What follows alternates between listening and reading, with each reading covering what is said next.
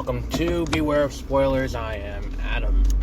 As promised in yesterday's episode, we are going to discuss Sandman.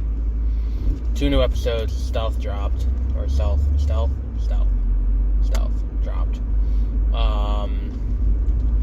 And they are now out.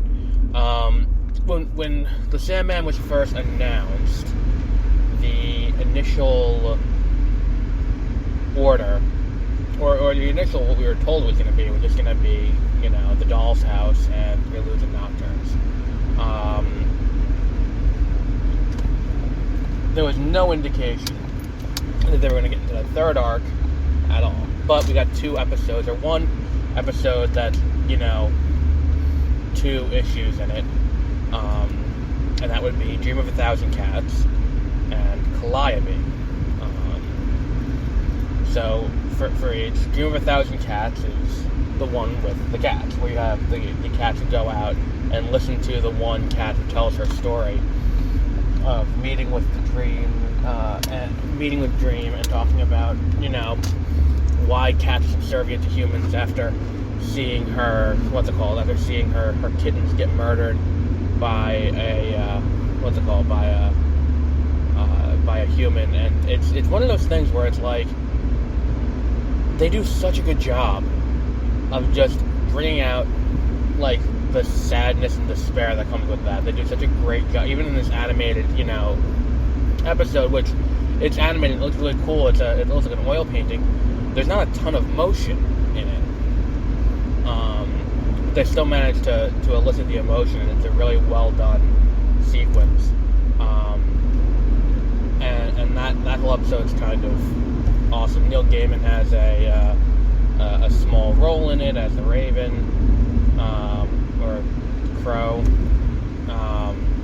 the bird that talks to the cat. The second episode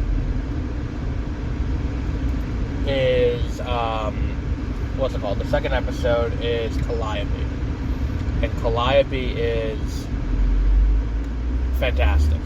It is, the general idea is you have this writer who, at some point in the past, had captured the muse Calliope, and is holding her hostage and forcing her to give him inspiration.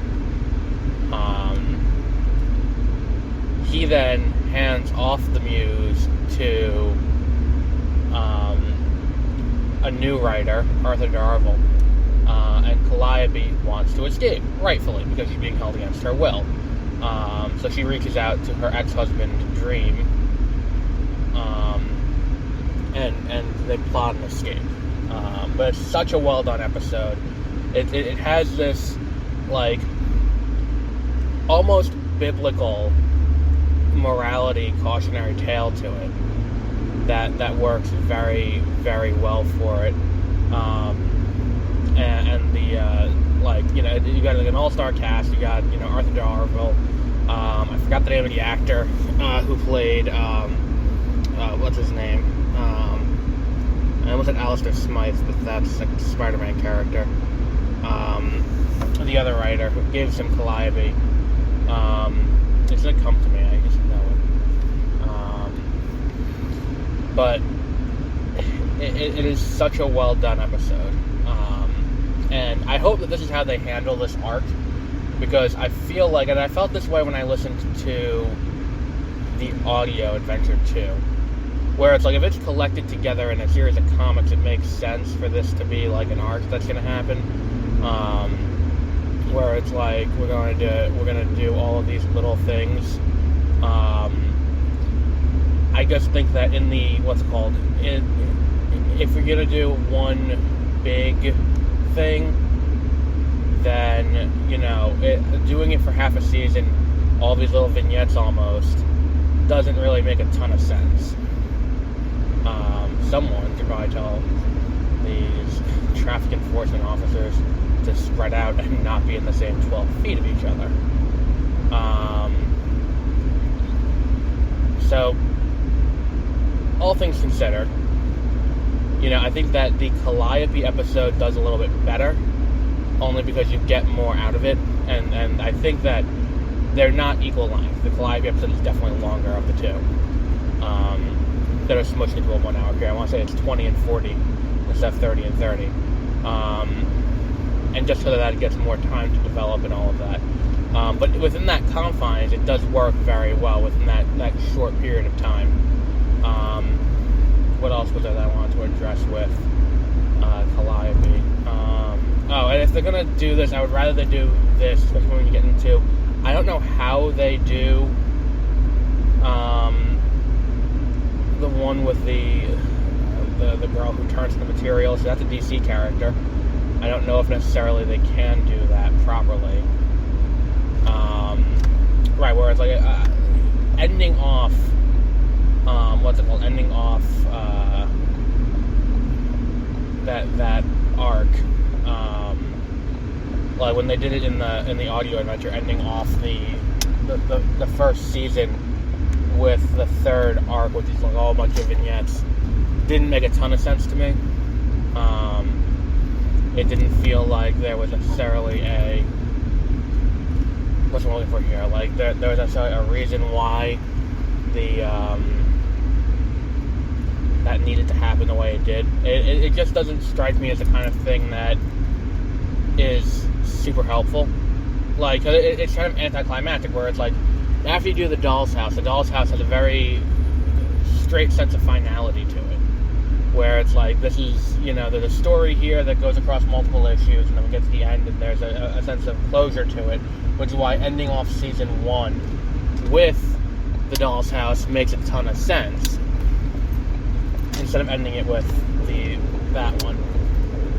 In the same way that I think that opening season 3 with, I forgot what the name of this one is, before going into Season of the Mist, doesn't make a ton of sense. If you do Seasons of the Mist and A Game of You in season 2, that makes more sense to me, at least, and do this kind of an intermediary between them. Hasn't been picked up for season 2 yet. I wouldn't be surprised if it does, though. Because it's doing very well for Netflix, even if the show is really expensive. If they put $200 million into The Gray Man and a Gray Man sequel, I feel like there's definitely a world in which this gets picked up for a season 2.